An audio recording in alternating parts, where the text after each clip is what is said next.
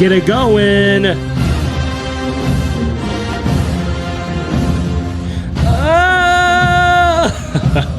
What's going on, guys? Welcome back. Chopping it up.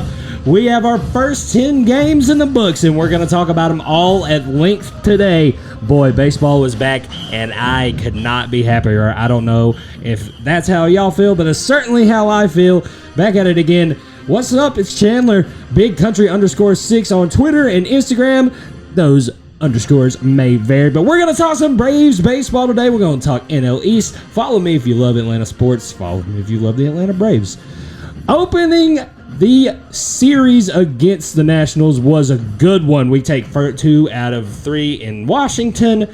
Some stellar pitching by Spencer Strider. Some really good signs from Ronald Acuna Jr. and Matt Olson that continue to manifest itself. So, Braves take first 2 out of 3. Go to St. Louis and break out the brooms, baby. We swept them boys.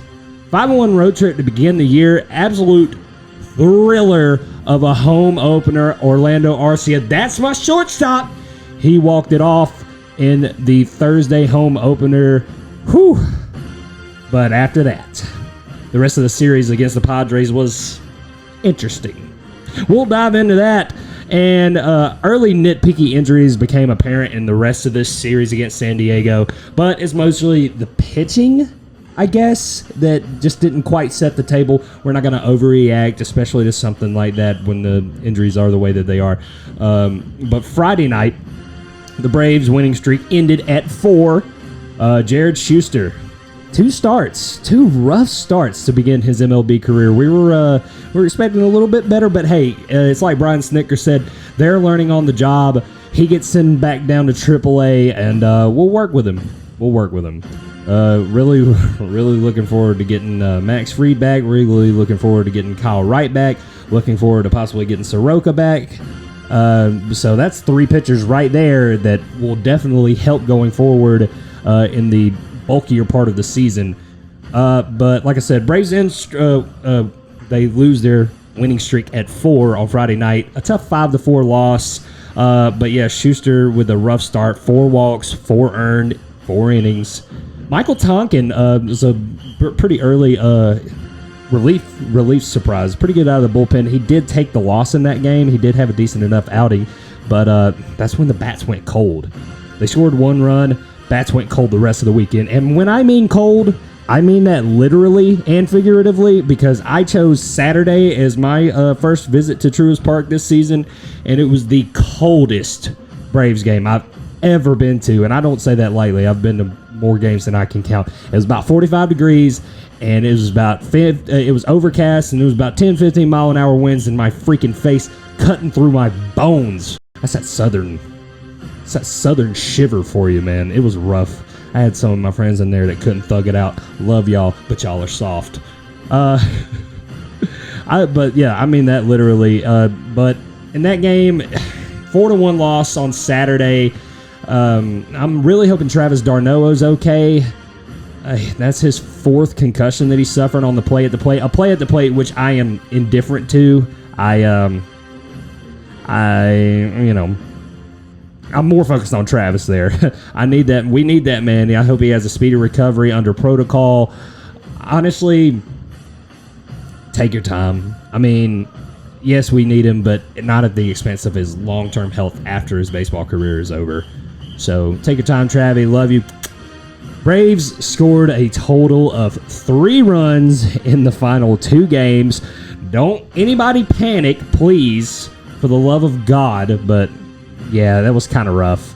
But falling victim to the Padres starting pitchers Michael Wacha and Seth Lugo. At least that's what the back of the jersey said, because I've seen those supposed pitchers pitch for a long time and against the Braves, and they ain't never pitched like that. I've seen them get hit around, but whatever. All right, I'm going to break into the bulk of this here. You can tell me I'm overreacting, and probably people won't say that. The most of Braves country is probably in agreement with me here, but I'm done. And you know who I'm talking about. Marcell Ozuna, I'm done with you. I DFA you. If somebody offered a trade for a peanut M&M, I would take the peanut M&M and I'd shove it in my pocket because it'd be tastier that way than the taste that you're giving me at the plate. Because two hits,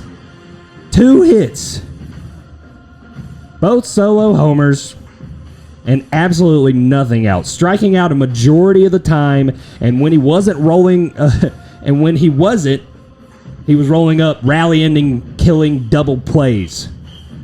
I swear I DFA him. I swear I DFA that man. In the Marcell Ozuna experiment, I will start a GoFundMe. I really will, to not help pay his contract, but I guess help the Braves buy him out or something, because no. Get that man off my team. I know the players probably love him still, but there's no way. There's no way. I don't see a redemption arc for Marcell Ozuna at this point. I could be wrong. I don't think I am, but I could be wrong. Hoping I'm wrong. Not really. But getting through that, the Reds come to town tonight, people. Cincinnati Reds. Schedule softens up just a little bit these next 6 days, which we could definitely use. So after that, we head out of town to Kansas City. Braves contend to their wounded and have this younger pitching without the worry of facing a lineup too tough like they did with the Padres. The Padres were really good, by the way. There's no knock on the Padres. They came in and they handled their business. They beat us three out of 4, and we will go out to San Diego and see what kind of answer we can give them right after we visit the Royals in Kansas City. But we are in first place. The Braves are 6-4 to start the year. That's 1 game ahead of the Lowell Mets. I've already loved all the stuff that I've gotten. Protect Frank the Tank at all costs. Frank, you're a national treasure. So getting back to the Cincinnati Reds, we got 3 games with them starting tonight. And the 7:20 first pitch at Truist Park. Bryce Elder taking the ball for his second start. And his first one was pretty good. It's nothing I didn't expect, honestly. I thought I almost said Bryce Harper. Did I say Bryce Harper the first time? It doesn't matter. Bryce Elder has the ball for the Braves tonight. And his first start was pretty good. I felt like he was turning a corner at the end of last year. He had that one bad start in Miami at the very end of last year. But, I mean, we had pretty much wrapped everything up at that point. But nothing earned and 6 Ks against the Cardinals in his first spot start. He could possibly, he could earn that 5th start if he wanted to, especially with the way that Charlie Morton's been pitching. We won't talk too much about Charlie Morton. You're in and out, Charlie. You got to figure something out there, babe. Still love my Braves baseball. We're going against... anyway, Bryce Elder facing Graham Ashcroft, who also got a win in his first start. Hopefully we get the bats going again tonight and for the road trip to come. The first homestand, let's end it with a sweep, shall we? So at least we can say we had a positive record on our opening homestand. Braves 6-4. Still in first place. Really loving the vibes that I'm getting from the team. Ronald Acuna Jr., as I predicted, is back. That man is 110%. He's lightning quick on the bases. He's got 4 stolen bases already. Only long to go with his 2 homers on the season. He will have way more coming in. Matt Olson, also super impressive to start the season. He's picking up where he left off in spring training. He's already got double-digit RPIs. Despite the last 2 games being, I think he was providing pretty much the only offense in the last 2 games, really 3. And so keep an eye out for that. Spencer Strider had a kind of a shaky start in that first game against the Padres. Really, it was just a 3-run homer that was a blemish. He got through 6 innings pretty fairly easily. His pitch count did get over 100, but it was mostly because of the 3-run inning that he let up off that 3-run homer. But his fastball isn't quite touching the velo that we were seeing last year at this point, but I think he's just shaking it off. He's going to get in some games where you kind of settle in, because everything right now is very emotional. Like everyone's really happy that it's baseball season again, myself included. So crowds are way more raucous than usual. They're way more heckly, I guess you could say, as usual. I can put myself in I was giving people hell out in the Chop House on Saturday night. I was cold, okay? I was cold and the Braves were losing. Don't blame me. I was in a bad mood. We went to PBR and got not in a bad mood after that, but we were okay. So, yeah, looking for the Braves to recover tonight. Hopefully we can get the sweep. I'll definitely take a series win, especially after the Padres left a bad taste in our mouth. Padres are really good.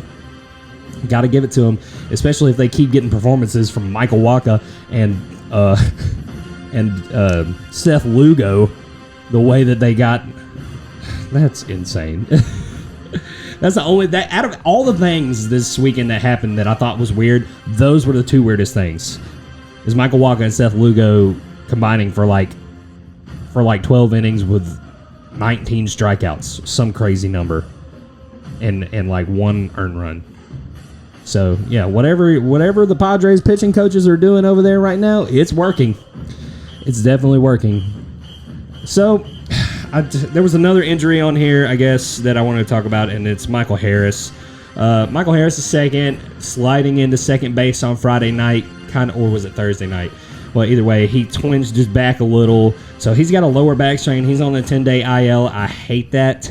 It does present an opportunity for Sam Hilliard and Eli White, both who had great spring trainings. Sam Hilliard has been solid in replacing him for the time being. But it's hard to replace a guy like Michael Harris second, especially because you can see that apparent difference already. It's not like there's this huge gap, but you can tell like other people in the outfield and infield are a little more anxious when he's not patrolling center field. I don't know. It's just kind of the vibe I get. Another thing is, it seems like we've been dropping pop-ups lately. I hope we can get around to shaking that off, because there's been like 3 or 4 plays this year where pop-ups were a problem and they just dropped for hits. Which I could have swore they used to not call those hits back then. It would be like an error. But either way. All right, I'm going to wrap it up here tonight. It's going to keep it a little short here. I'll probably have a little more space between episodes here and there. But I really enjoy doing this, and I'm glad that Braves Country is behind us. Yeah, all 30 people that watch this, appreciate it. I do it because I love it. I do it because I love it. And if it picked up some traction, that would just be an awesome bonus. So we're wrapping things up on the Chopping It Up podcast. It's your boy Chandler Wilkerson, a.k.a. Big Country _6, and I'll be seeing y'all. Go Braves.